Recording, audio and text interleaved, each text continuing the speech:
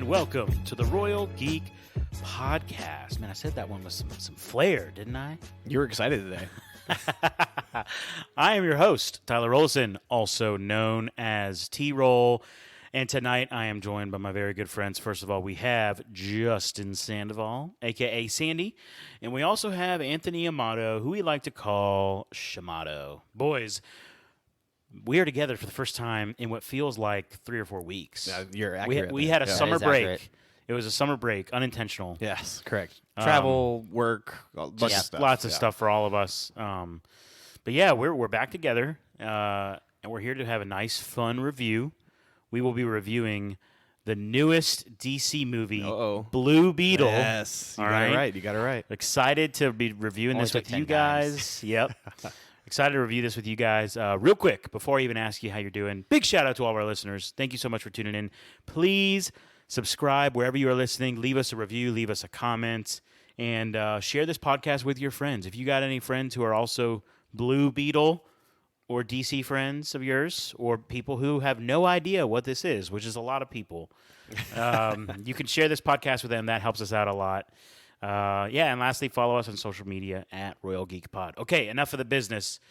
Justin, Shamato, Yes. how we doing? How you guys Hey, feeling? we're here. We're actually talking about a DC property with T-Roll. So that's a Yes. first. That's a big Yeah. step right yeah, there. I got to the theater. I made it. Yes, He you did. He just ran out of excuses. Just Yeah, exactly. He's like, he tried to say he was getting his testing out his new shampoo, but he doesn't have any hair. So we called him on that one real quick. That's messed up, man. That's messed up. Shamato, just to paint the picture for you. So last night, I show up at Justin's house pretty late, ladies and gentlemen. We're going on premiere night on Thursday night to see this film. I show up at Justin's house. I'm going to ride with him to the theater. Yep. yeah. First of all, I'm waiting 10 minutes for him to come outside. He finally comes outside. And the first thing, do you remember what the first thing I said to you? You ready to see Black Beetle? Nope. I said, I freaking hate you so much. Oh, yes. And you said, why? And I was like, I'm tired. It's late. We're doing the late showing. Yes, we were. And nobody freaking is going to watch this listen to our podcast. You want to know why, Justin? So this was the start to my night. Now, listen, it improved. Spoiler alert, ladies and gentlemen, I really enjoyed the movie, okay? Yeah. There you go. I said it. He said it. I enjoyed a DC product, okay? But the night didn't start there. Yeah. Because as I was waiting 10 minutes for Justin to walk out of his house, I was like, let me just go on Fandango. Let me look at the seat map for our theater to see how many people are going to be watching this movie. Premiere. Yeah. Premiere night for a DC film. For our showtime, there was one ticket. One confirmed Yeah. seat for our showtime. So we had not even got ours yet.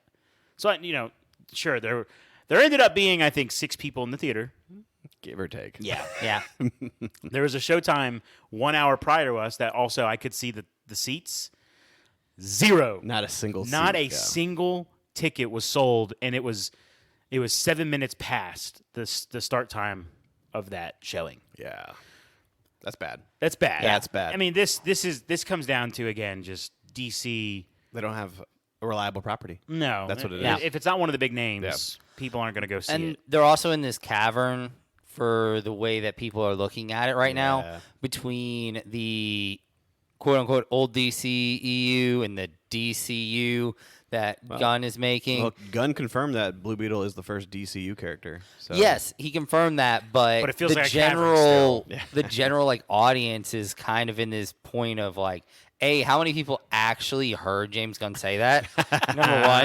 Yeah, that's I so don't true. mean that as any negative, but legitimately how many people are in Aware. their mind still aware of that fact that he is a part of this new DCU, and on top of that, it's just it feels like it's in such a transition phase that people don't know where to feel, and everything with DC right now, what is real, what is fake, Give us something, yeah. what was real, what is now not real. Like it's just there's so much movement that I feel like people don't want to be invested That's a at good the point. moment, Great point. unfortunately. Yeah. Which is a shame that this is going to be the movie that's going to take the biggest hit, I think. Oh, for sure. Yeah. For sure. Because this actually is a good movie. Yeah. Like, this was actually a good movie. It was quite solid. Yeah. Oh yeah, and Yeah. we'll get there in a minute. Let's just stick on how much DC sucks for a second though, because you're right. It's going to take a hit. Now there will be, I think, obviously the numbers will get better because word will go around like, oh, this is actually a good movie. Yeah. There will be more people that watch it, but it's still, again, it's not one of their big names. Right, It's kind of like when Marvel did Guardians, and everyone's like, what is this Guardians movie? Yeah. But at that point in time, that was still going to be movie number like 8 or 9 or something, where there was They had a foundation. They had a foundation where people were like, okay, well, I'll trust it. Yeah. You know? Blue Beetle. Also, on nothing against it, but at least there was more name recognition with like something like Guardians in the cast. The cast, yeah. you're Tiro right. and I talked about We this. did last talk night, about this. Yeah, because like you had Zoe Saldana, who's been in some of the basically Biggest the biggest franchises, franchises that have ever existed. Yeah. Pretty much. She just needs to scoop up Star Wars, and she'll like have Who knows? done. Yeah. she'll have collected literally all of her necessary gems. Yeah. And Chris Pratt, and everybody, even though Chris Pratt wasn't huge yet, but by that point he had gained some clout, and although Dave Bautista wasn't big in acting quite yet, he had a Wrestling, huge yeah. Wrestling pull. And you're like, Bradley and Cooper's gonna Bradley voice a Cooper, raccoon. Vin Diesel. You yeah, had exactly. all these people who had connections, whereas really you had big name Susan Sarandon in this, and then you had George Lopez. But past that, you didn't really have another like top tier name that someone would really like recognize in this moment. Yeah. And once more, Justin, I'll put you on the spot. Okay. Being our Mexican podcast buddy here. Right, exactly. Like, you are legit Mexican for Yes, people who don't know. This is true, yeah. Yep. So, like, can you pronounce the guy's name who played Blue Beetle? I mean, I'm just. You did ask me yesterday. I Like, did. How do you say that? You're like, how do you, well, what, but how I do only asked you the start? first name. Yeah. Okay, can I take? Do you actually? I do know how. Yes. Okay. All right. So if you let's want, jump in. I'm gonna take a shot. Yes. I'm gonna go with Jolo Maridueña. That's as close. Yeah. You just need to do a little more accent, which you can't do. So. Yep. So. For like, yeah, a, good for like job. a white dude from New York, Yeah, not bad. Yeah. Oh, white dude from New York. That's true. Yeah.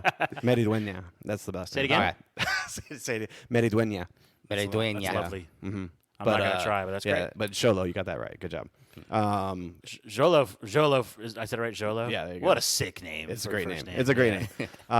But yeah, it was great to see. I mean, if you looked at the cast, like when the credits ran, the title screen, it's just like accent mark, Yeah. accent mark, Yeah. which is fantastic to see. Absolutely. But I also feel like that may be a reason why people aren't flocking to the theaters. Like, for example, Iron Man, when it came out, was not a recognizable superhero by no means. Like Iron Man now, he is was like mid. He was mid tier. Yeah, Iron Man now is like a god in Marvel right now. But when it came out, you were like, Iron Man. Oh, he's like the dude who wore the tin hat, like the tin helmet. Iron Man's kind of like Blue Beetle. Yeah, in the history. In history, well, kind of, yeah. Except Iron Man was a little bit elevated, but not by much. Yeah. But Robert Downey Jr. was still the lead in that, and that was enough to get some people to take it seriously. Jeff Bridges. Yeah. But Gwyneth Paltrow. But for Robert Downey Jr., it was like, how will he redeem himself from his like crazy drug, alcohol, psychotic bender? Like, yeah. So it was like, you wanted to either see it be successful for him, his redemption story, or watch it burn. Like, that was the kind of thing for it. But so this one was just a cast of a lower names. And the climate that we're in right now, like there is significantly less expectation in 2008. That's a great point. Yeah. That there is now, and there's significant less cynicism in 2008 than there is now. And everything. And streaming wasn't a thing back then. Yeah, I mean, streaming wasn't a thing. But so it's just you end up in this situation where it's we've been fed some great things, some amazing things, but there's also been some things that have left really bad tastes in people's mouths. I agree. So like to really like stand out, you have to be like elite at this point. You can't just be a middling talent at this point. You have to be elite. True. Yeah. I agree with that. I agree with that statement. So It is funny that like DC's best stuff for the most part, right? Peacemaker, yes, Blue Beetle, yep. not any of their Batman stuff, not any of their Superman stuff, Right. Certainly not their Aquaman stuff, Oof. right? So it's like a lot of their best stuff is just the lesser characters, which is great. Yeah. I mean, But yeah. So, anyways, weren't that many people in the theater. I think that's the case all across many theaters. Yeah. But the movie itself, though, fellas, let's get into it. quite enjoyable. Very enjoyable. I enjoyed a lot of this movie. Yeah. Why don't you go first, Justin? Because I know you are a big Blue Beetle fan. Yeah, okay. I can is- give a little bit of the background of Blue Sure. Beetle history, I guess I should say. Okay, so Blue Beetle. I'm actually a huge fan of Blue Beetle. The Jaime Reyes version, but in order to You mean understand Jamie? in order to understand Jaime, like you got to know what the Blue Beetle, where it came from, right? Because when Jaime was introduced, it took the character of Blue Beetle to like a whole new level, right? So like in the comic books, they kind of changed a little bit in the movie in this movie, but in the comic books, Dan Garrett was the original Blue Beetle, and he found the Scarab, and it didn't like embody him like it did with like Jaime. Like instead, like it just gave him a cool fancy suit and like powers, like strength. That was it. And then he does a short little run, and it goes to Ted Kord in the comic books. And Ted Kord is never able to actually bond with, communicate, or anything with the Scarab. He just was a fan of Dan Garrett and was like kind of like fanboying. And Ted Kord was industrial guy, like he made stuff, and so he just took on the Blue Beetle mantle and like kind of kept the Scarab to the side, kind of thing. Like it was just like a relic at that point. But he made all the gadgets like Batman. Like he did like the belts, the bug, which we saw flying around. So he did all that kind of stuff, and that was kind of the big thing for Blue Beetle, was just like he's a Batman knockoff. Like that was the thing, right? But Blue Beetle didn't really take off until they started introducing him into the Justice League International, not Justice League, the Justice League International, and he pairs and partners with Booster Gold, which I'm gonna have a lot of theories about where the character is gonna go in James Gunn's universe. But he pairs with Booster Gold, which changes the whole dynamic of Ted Kord as a character. But that whole run in the Justice League International kind of dies down in the comic book series, and then Jaime comes onto the scene. I think it's like in 2006, I believe it's 2006. Jaime comes in, and they give the Scarab a full backstory of like where it came from. Like it comes from an alien race called the Reach, and the whole sole purpose of the Scarab was to go out into the galaxy and the universe and find a host, attach to a host, create a host to become a hero to the world that it embodies. Everyone trusts the hero. And then when the Reach actually come and land, they are able to activate the Scarab to then start to manipulate the population that follows him in order to better succumb to the Reach's will. And so, how about that? Exactly. And so that there's many different kinds of Scarab colors and all this kind of stuff. They're on different worlds. So the Reach then can assert their domination on the worlds because of the hero is going to be using his influence, and it's all like kind of political drama, like espionage type of stuff. So, but Jaime Reyes, obviously, I was 2006. I was in high school. I was drawn to the character because me being of Mexican blood, like we have this character who is young and in high school, Mexican. Taking on this Scarab and embodies like this hero, and he redesigned, looks fantastic. You obviously saw in the movie the two costumes, which were like ripped from the pages of the comic book. They exactly look like. And then Jaime looks like a freaking BA like Iron Man hybrid type thing. So, but anyway, that's Blue Beetle. Well, it looks like the Spider-Man, the one that Iron makes, Spider, Iron Spider, Mm-hmm. But that's Blue Beetle in a nutshell. I mean, I can go on for hours about. No, that was great, dude. That was some of our best podcast content right there. There you go. Snip it, clip it, and let's post it. And Shimano, you're also a big fan of Blue Beetle too. Not nearly that in depth. Mainly, the main stuff that I have with it would be in the animated series that he has been a part of, and just seeing him in those worlds and how he has come out through that. He was always just a really cool character. He's similar to sort of like he kind of fits a lot of the ideas of like a DC version of like a Spider-Man. In like a lot of his abilities being related to an insect, as well as also having the teenage connection, and dealing with issues as he's growing up, and also he has a very unique outlook because of the fact that he is of Hispanic descent. So that adds a little extra element to things in this, and I feel like there was they definitely there were some definite moments in this, of course, where they dealt with the Hispanic things, and I feel like getting into his like specific scene when Cord Industries shows up, I feel like that was like pulled out of like the images that they showed for like the Elian Gonzalez from like the early 2000s like footage when they came to take his family. Yes. Like I felt like that's how that raid on the house was. That's funny, dude. Yeah, like that's true. Yeah. Like I felt like that's what they were trying to like evoke that kind of feeling in that moment. Was like this idea of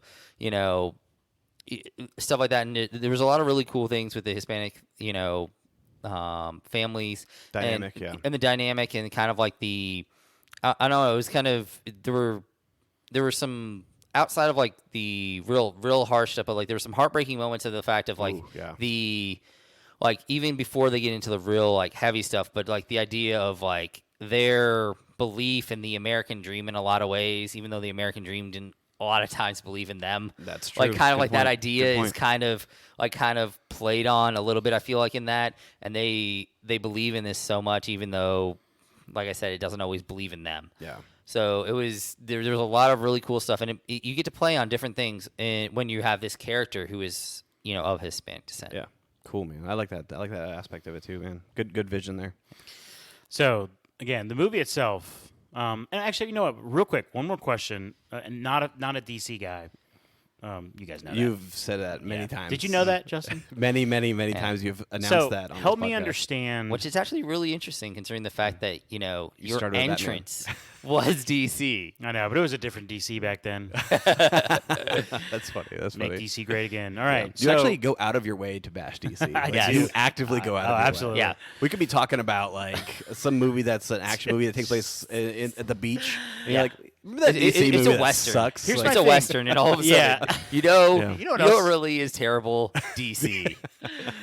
Dude, a it's food just bracket. Here we're talking about a food bracket. It's and he's just too bashing. easy. Yes. Yeah, it's just too easy. Anyway, continue. So, help me understand this. And by the way, I'm getting all the shots in now because I do believe in James Gunn, and I think long term, I think 8 years from now we're going to be laughing at Nights Like Tonight. Yeah. Right. But anyways, well, not Nights Like Tonight. Nights Like The Flash, which I wasn't there for, but I'm glad you weren't there. For I that did one. watch it. So, okay, help me understand geography in DC because I see this last night. Yeah, you did. Okay, You did. so I understand They that. do made up cities. Yeah. Yeah. So Yes.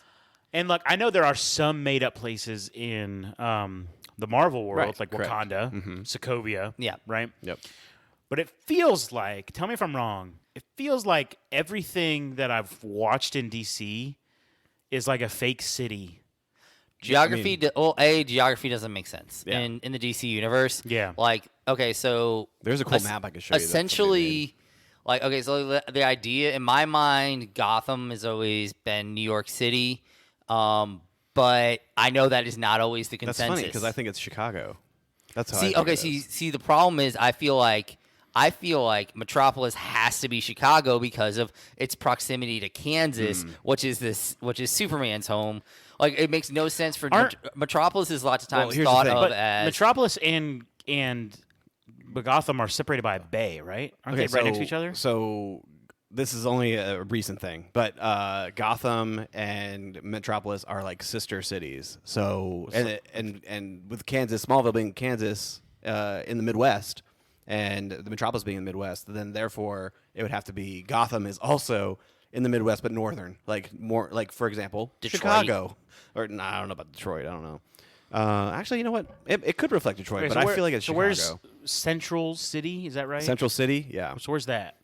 See, Is that's- that like Baltimore? It's no. I think it's No? more like Ohio. I think it's more like Cleveland? Cleveland. Yeah, Okay. yeah, I thought I've heard Okay. Cleveland before. yeah. I've seen Cleveland. Yeah. Yeah, there's It's wacky, dude. Yes. It's wacky. And then Palmera City, which was the new Blue Beetle one. Yeah. It's kind of like a hybrid between Miami and like the Keys, like. Because they said the Edge Keys. Yeah, well, which is the neighborhood where. Okay. yes, that that was a highway specific lived. neighborhood. Yeah. Yes. Specific Yeah, neighborhood. Okay. but Miami essentially, which is a newer city in the DC world, like it's only like maybe 10, Palermo 10 to City? 15. Yeah. Yeah, Palermo. Yeah, Okay. It's like 10 to 15 years old. Okay, so are there other big cities I need to know about? Edge City. Yeah, there you go. What's that? Isn't that Nightwing? Or Trying to think. Is that I'm pretty sure that's where Nightwing goes off to. Where's Green Lantern? Oh, dude, I'm going blank now. Yeah. So here's my thing. Do they ever like? So like they reference Kansas. Yeah. Yes. And like in here's something. Hold on.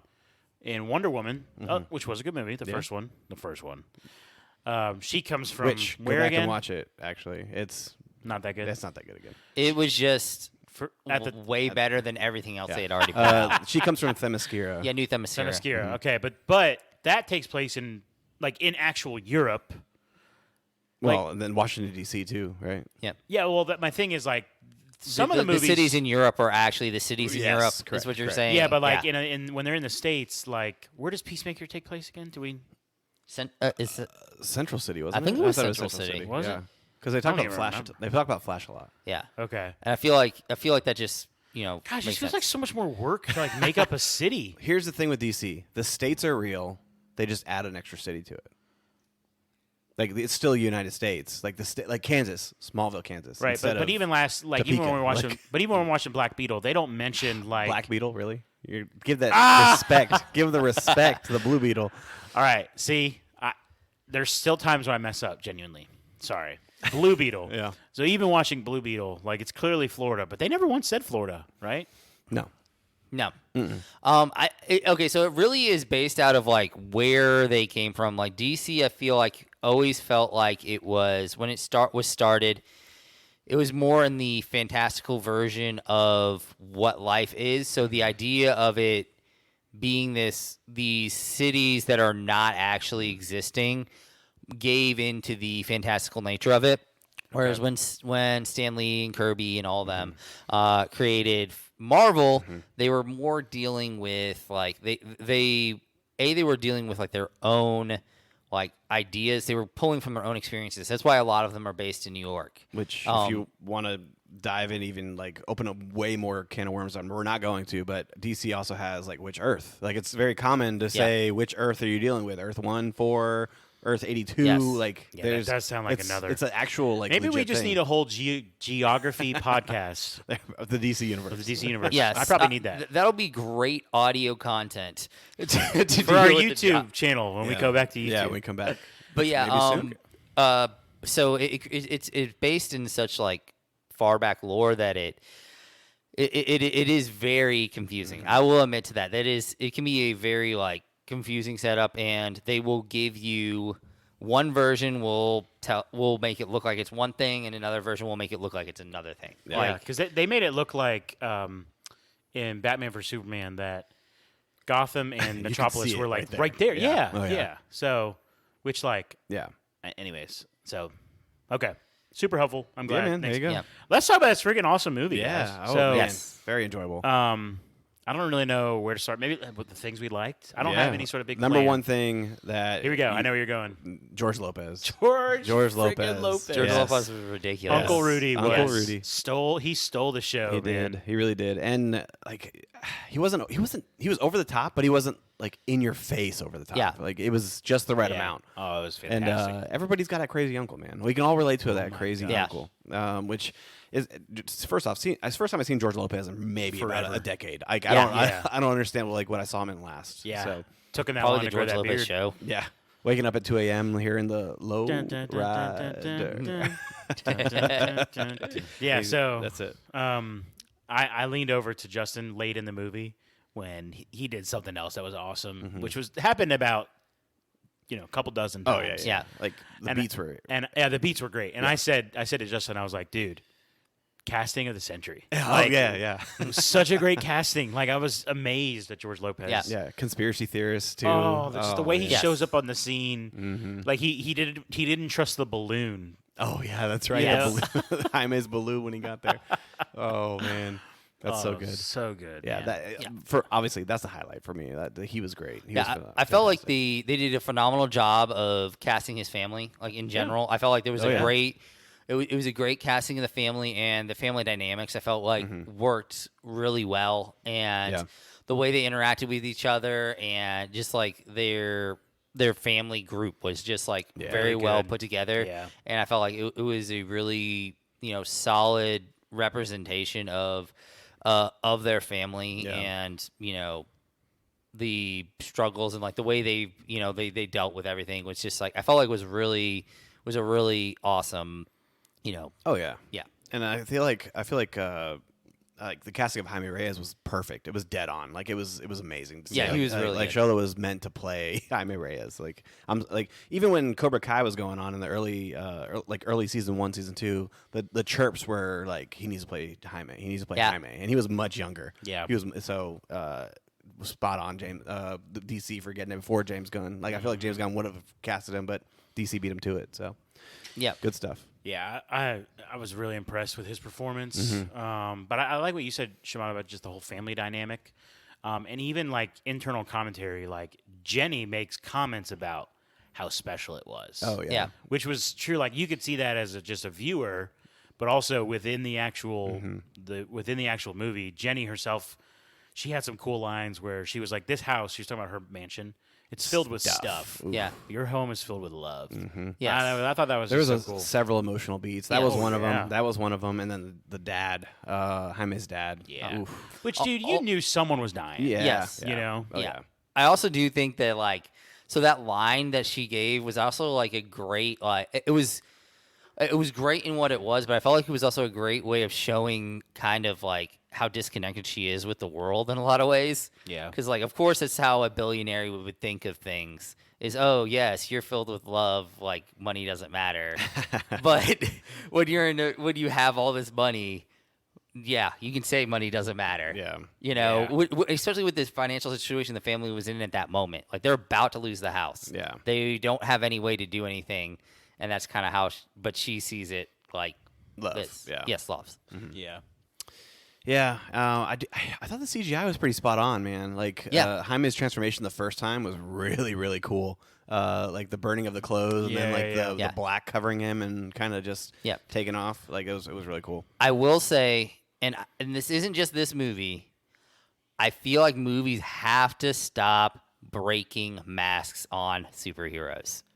Okay. Oh, They like at the don't, end, you're talking about the end like, fight scene? It just never looks quite right. Yeah. Like and take like, it all off I feel like or- they did it as well as they could in this movie, but I just don't think that's something that CGI can do right now. Even in like the Iron Man movies, when they would break, when he would have his like thing partially broken, it didn't look right. Yeah. Any movie that it is when he like mask it- Spider-Man 2 back in the day, like that still didn't even look right. And Yes. that was practical. So Yes, like it just there's something about it that just doesn't work. Yeah. Like so, but that would be my only downside for CGI, and that's mainly just for CGI in the world in general. yeah. That's a good point. That's a good and point. like it also feels like not that it's like nanotech. I don't know what it is. It's clearly coming from the scarab that's in his very similar to back. it, yeah. But it also feels like every time they break something that looks like nanotech, Yeah.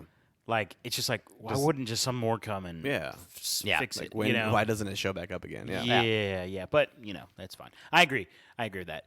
Yeah, with CGI, as you guys know, I don't have an eye for CGI. Yeah, correct. I thought there was a couple times when Well, we'll do a double screening, and we'll have the flash up on one screen, and we'll have this up on the other screen, and then you tell me which one looks better.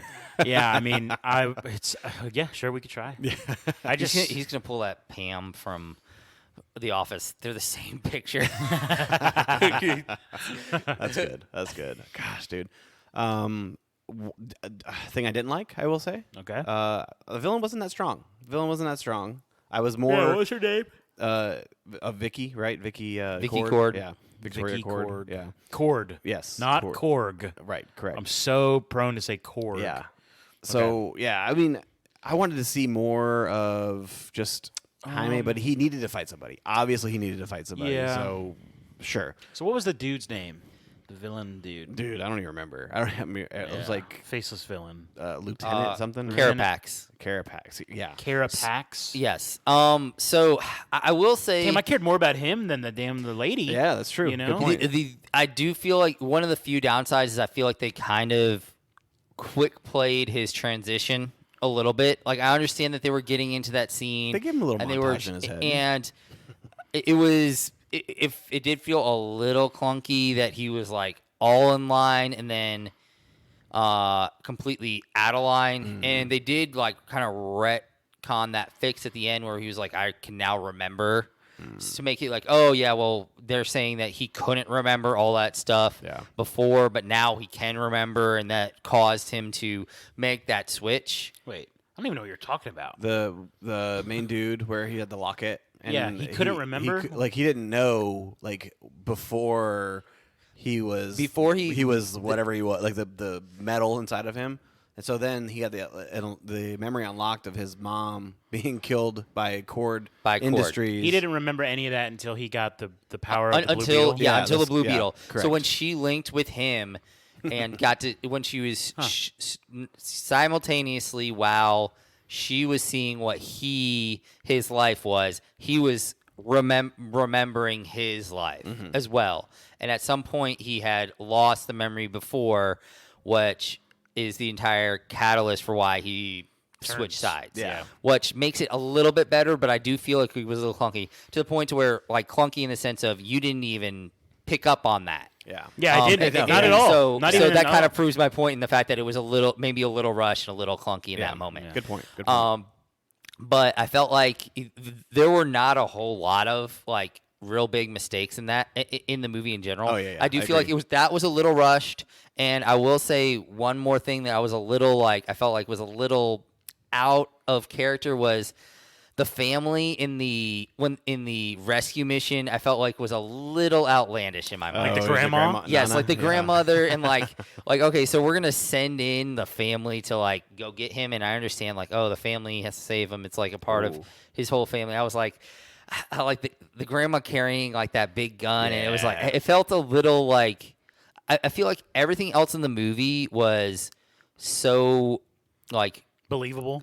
Yes, believable in the sense of, and didn't feel too superhero-y in the sense of like super duper over the top type of stuff. Yeah. Like the emotional moments felt emotional when they had that raid and his father had the heart attack and like all that stuff. It all felt believable and it felt real in the moment. Yeah. And I feel like the rescue scene didn't necessarily match that stylistically. Yeah.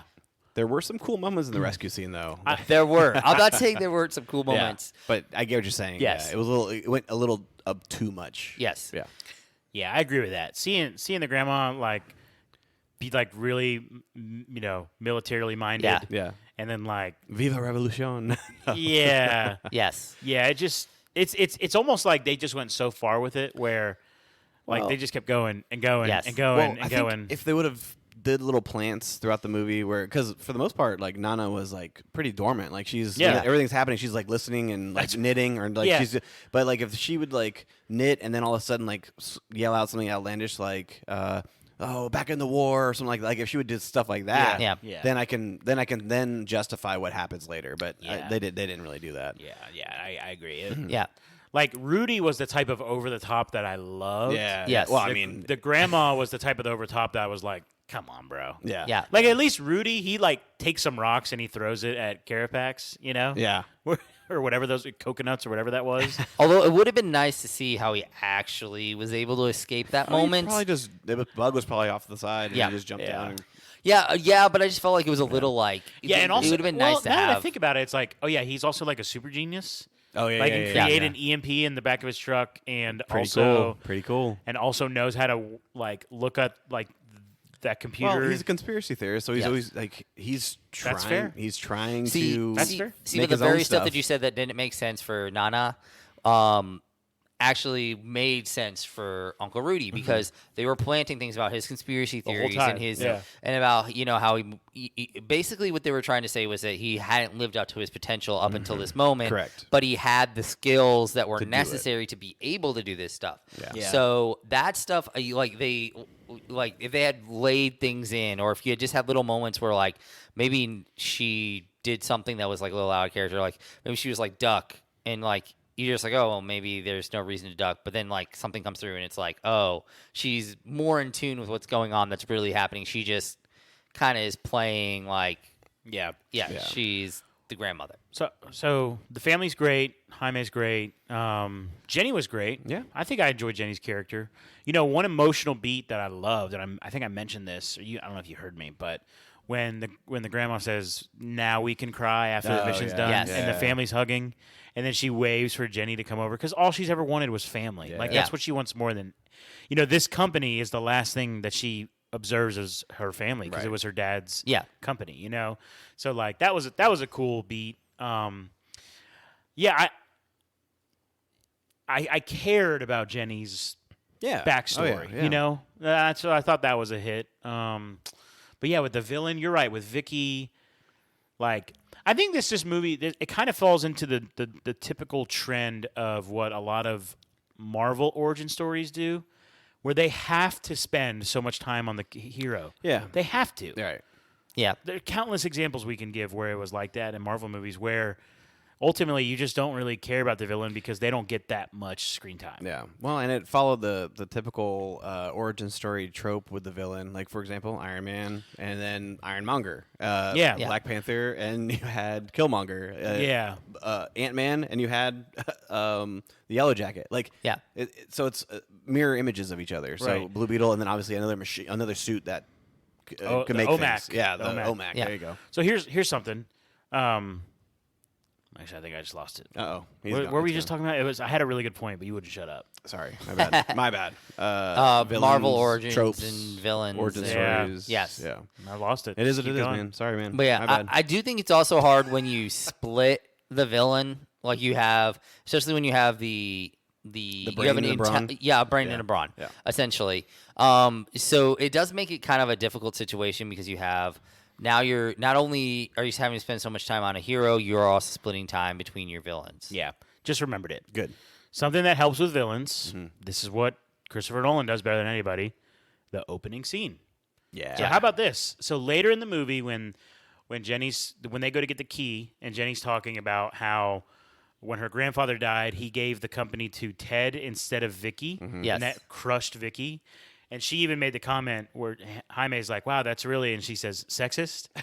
Right. Like she says that. Yeah. What if they showed us that scene? Even if you just Yeah. get like a moment of her just like crushed, and maybe like goes dark. Yeah. Like you see like the darkness in her eyes. Where you can see why she becomes bitter towards her own brother. Yeah. Not Yes. because her brother did anything, but because of her father being Yes. sexist, That's that would a good help. point. That would That's a help good us point. care a lot more That about would be this a good villain. scene. Yeah. Yep.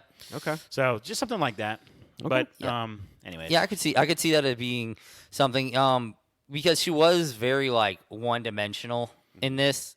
Like there was like it was very Weapons. Yeah, it was very like point A to point B. There wasn't a Number one whole arms dealers like that. Yeah. kind of stuff. Sacrifices have to be made. Yes. Weapons. Yes, like it was very much like she had her point A to point B. There wasn't a whole lot of deviation. There wasn't a whole lot of like, who is she other than this storyline? Yeah. It's kind of like Great point. like there wasn't really a whole lot other than No that. complexity. No. Yeah. No real complexity to her.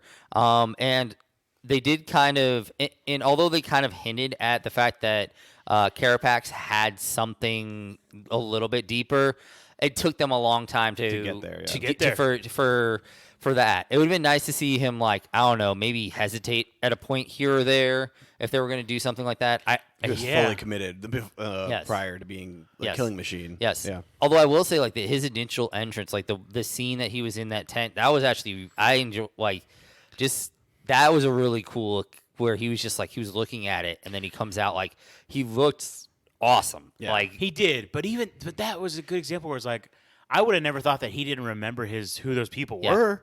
I thought he was like looking at in remembrance, you know? Yeah. Like I feel like just that was missed like that. he just knew this was important, and he Yeah. like Didn't knew know that this was his mother, why. but he didn't have a why. Yeah.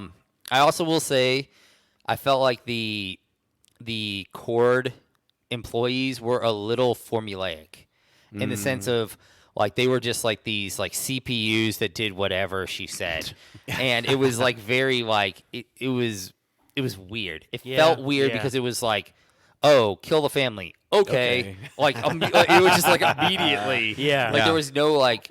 Yeah, they're not a police force. They're No. not the police. No. No. They're security. Like that's They're it. just Yeah. They're a private security. Hey, murder those people who are sitting on the ground. Yes. Good point. And That's then a it also great makes point. it. And then it also makes it hard to, like, I don't know. It also makes it harder to believe the breakout scene. If you're saying these people are so hardcore that they'll do whatever they want, then they should be pretty hard targets to take down. Correct. And yet the grandmother can take them down relatively easily. So it's kind of like she was spraying, so like yes, she did have a minigun, but yeah, she did have a minigun. But if these guys are supposed to be these elite, you're right. An elite totally security right. force, they should know how to face a minigun. Was it die imperialists or or down go the imperialists? Yeah, she said like die imperialists.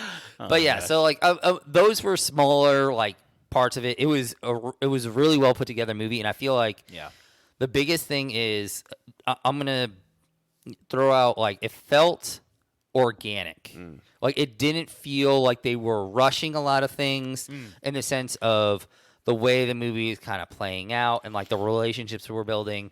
It didn't feel it didn't feel like superficial. It felt like it was an organic, put together story. They didn't force Jaime's family on you. They allowed you to go on the journey with Jaime's family together. Yes. So, yeah, that's good. So so I felt like they did a really, really good job of that. I do have one little theory, one little idea to throw out there, and I want to see how you guys react to this. Okay. Is this the closest that DC and Marvel have been in decades? At this moment. Oh, you're talking about because of how crappy Marvel's been? Because it's Marvel coming back to Earth. DC starting maybe to rise. rising. And I'm not saying that I'm not saying that they're like super close, but this is the closest they've been in like very like a long classic time. like sports I conversation. think I have a good answer for this, but I want to hear T-roll. Yeah, this is a classic sports conversation. Like this is what you do with like your favorite teams. You know. Yeah. The answer is no. They're nowhere near each other. There were 6 people in my theater last night. Yeah. You know? Okay, I'm not saying monetarily. I'm saying the quality of I'm the not product. saying monetarily. Yeah. I'm just.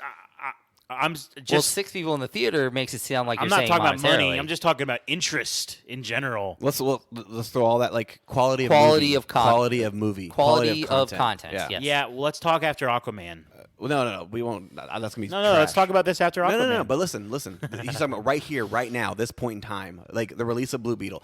Here's what I have to say. No, all right? absolutely not. No, it's not. But the only reason is because Guardians of the Galaxy Volume 3 exists. Yeah. You take away that movie, and I think that this is the closest they've ever Now, been. if you compare it to like just the Disney Plus content, yes, for sure, it might have even surpassed it. I'm just saying, I feel like this is the closest they've been together in so long that the idea of the conversation is no longer entirely absurd, maybe just absurd. Yeah, it still feels entirely absurd to me. I mean, Marvel has had some duds for sure. Oh yeah. But they've still put out some great stuff. Yeah. You know. Oh yeah. And like you guys hated the Flash movie. Yes. This was a very good movie. Yes. What was before? I mean, Peacemaker was fantastic. Yep. Okay, for Suicide Squad. For clarity, storyline Suicide Squad. Yes. Flash was solid.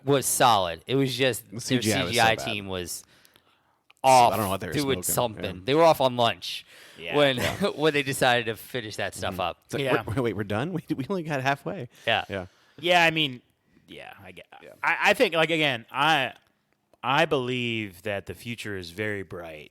Yeah. But I think it's kind of like when a team I will admit it's sort of like when the Browns finally turned their turned their corner 5 or 6 years ago to the idea of no longer being the laughingstock of the NFL. Yeah. But that doesn't mean they're necessarily elite. Elite yet either. And the danger with them so sorry to all of our non-sports fan listeners, but the danger with the Browns back then is like everybody that wanted to make them the next great thing, where they didn't come close. No. So that's what I want to caution my little DC buddies over here. Okay. Yeah. So I'm not saying that I'm not saying that they're going to get any closer.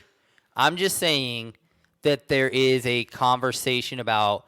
I 100% believe this is the closest they've been in decades. Which But which That's yeah. for example, that could be the distance from like here to the moon. Like that's Yes. like Sure, That's okay. That's like Yeah. that's all I'm trying to say with this. I'm all not saying- DC needed to do is make yeah. a couple good movies. Rather than here to Mars, which is what it's been for so Yes. long, it's now yeah, jumped 30, up. 30 seconds to Mars. Yeah. quite far. I want to talk about potential future. Okay. So James Gunn and Peter Safran came in and took over, right? Yes. The first things that they did is evaluate their properties, right? They did reshoots for Blue Beetle. Okay. There were some reshoots, and this is where I believe it's gonna play a factor. The post-credit scene in Blue Beetle, we see the Beetle Cave, whatever you want to call it, the bug hideout, whatever it is. You see the computer turn on, and it's the voice of Ted Cord. Yeah. And he's like, he's alive. I'm alive. Like, tell my daughter I'm alive, right? That kind of thing, right? Yeah. That's the scene because we actually have James Gunn announce the properties that are going to be coming out in the first phase or whatever he called it, like the first act, or I don't know I forget what he called it. I think it was act. Booster Gold is a confirmed series. I do believe that Ted Cord may be communicating back to the computer from the future because Booster Gold. For those of you who don't know who Booster Gold is, like T-Roll's looking at me like, who the heck is Booster Gold? Real quick, Booster Gold. Yes. Like the color element. Yes. So Booster Gold is from the future. Okay. He is he idolizes heroes. Okay. And so as soon as time travel became a thing, he took that advantage to go back in time and observe all these heroes that he grew up learning about and hearing about in the history museums. And he actually becomes best friends with Ted Cord. Those two are like the better dynamic duo than anybody in DC. Like if you name two friends that you can think of in DC, like they're better than that. Like they're best friends.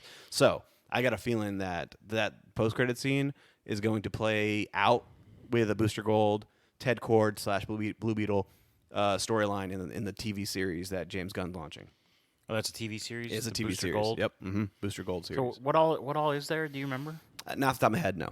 We'll look at it off the pod. Yeah. There you go. Curious. Yeah. So I'm excited about that because Booster Gold is so fun. He is a fun character. It's a very interesting idea too because basically he takes tech from the future to come to the past to be a superhero essentially. Yes.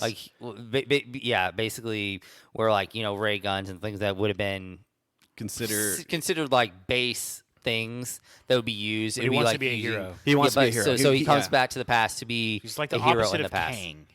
Yes, because Yeah, Kang sort comes of. back to conquer, but he's coming back to use kind of glory. use the most basic gun or basic powers or basic anything in the year 3000, whatever, to come back and be an actual hero. It's kind of like the idea of even now we talk about if you could go to the past and you had $100,000 and you were to go to 1910, you'd be like the richest person in the world, Right? Sort of. It's kind of like that idea. You have so many advantages over the past, or if you could show a phone to somebody 75 years ago now, Right. That idea is kind of like how Booster Gold kind of works. Okay. So it'll be fun. It'll be fun to Yeah, see. And great. he's very lean heavy on comedy too. So Again, the comedy last night for this Blue Beetle movie was great, man. George Lopez, man. Yeah, and just it was great comedic beats the whole way through. I agree. Even when he the was sister was I was gonna the say sister this was is phenomenal. when he was eating the tacos. Oh, And they all Bad these news. things he didn't know about: losing the house, the shop, Dad his had a dad had a heart heart attack. yeah. yeah, That was great. good stuff. Yeah, there's a lot of good comedic beats for sure. So, Ooh, okay. Got anything I got else? a George Lopez line that got me rolling, Okay. rolling the hardest. They were sitting in front of the computer and with Ted Cord, and they dropped the line about aliens, and George Lopez is like, I don't like that word. Don't use the word aliens around. Yeah. Oh, that was phenomenal. Yes. Dude. Which once even that line, he used it comedically, but once again, it has such a deeper, such a deep, deeper for sure. meaning. Yeah. You know? Yeah, exactly. So funny. Dude. Yeah. Also, when he fanboys over Blue Beetle, Oh yeah. that Yeah. was so amazing. Yes. Because it's like he's like, man, he's so much cooler than Batman. Yeah. They're holding all this crappy Yeah. Batman mocks, Yeah. Yes. mock-ups. That's so funny. What else did he say? He had some good Yeah, stuff. he had some great one-liners. Batman's a fascist. Yeah. yes. Batman's a fascist. So good. Man, and just the amount of times he would say something about like the chords or the rich or something, Yeah. and Jenny's like right there. Yeah. The first time he said something and Jenny was sitting in the living room, like, Oh, hey, Yes. I'm or, Jenny or Cord. when when Jaime pulls his shirt off and he's like, I've seen worse. oh yeah, And they're like, where? He's like he just kind of yeah. looks at him. Oh, yeah, you just knew, you knew. That's so Dude, funny. That'll be a good YouTube video, like all of Uncle Rudy's lines and moments. Yeah. Like that'll be a really good YouTube. Well, even like the moment when he was essentially like hanging from the bottom of the beetle, and he was just like stroking his beard. Oh, yeah. Which is like a phenomenal That was amazing. like just like it was just a moment of physical comedy. That was might have just, been like, physical comedy. That might have been when I turned to you and said that because Best that casting image of was a just lifetime, great. Yeah. Yes. Well, what about him impaling these soldiers with the bug's feet? Yeah. Like just impales them and just like Yes. thrashes them around. I was Yes. like, I didn't expect that. Who would have thought that George Lopez was going to be like the guy that gets me into DC? Hey, let's go. somebody had to. Any means necessary. Yep. All right, Hands boys. on deck. All right, I think we're done here. This is a fun review. DC on the come up. Yeah. Blue Beetle. Yep. Give him some love, people. Yeah, it was great. So tell your friends to actually go watch it because again, there was nobody there. Yeah, there were not a lot of They're people not in my going to make a lot of theater. money, but again, I think it'll be a movie that people are going to enjoy when they finally get to it. So. Yep. All right. With all that in mind, big shout out to all of our listeners. Thanks for joining us. Thanks for sticking around. We want to remind you that next week we will begin our reviews of the Ahsoka series, this newest Star Wars series from Disney Plus. Let's freaking go. So that'll begin next week. So be sure to tune back in. Tell your friends about it. And if you got any Star Wars friends, let them know that that is on the horizon. And with all that in mind, for my good friends Sandy and Shamato, this is T-Roll saying thank you so much for listening to the Royal Geek Podcast. We will see you next time, you peasants.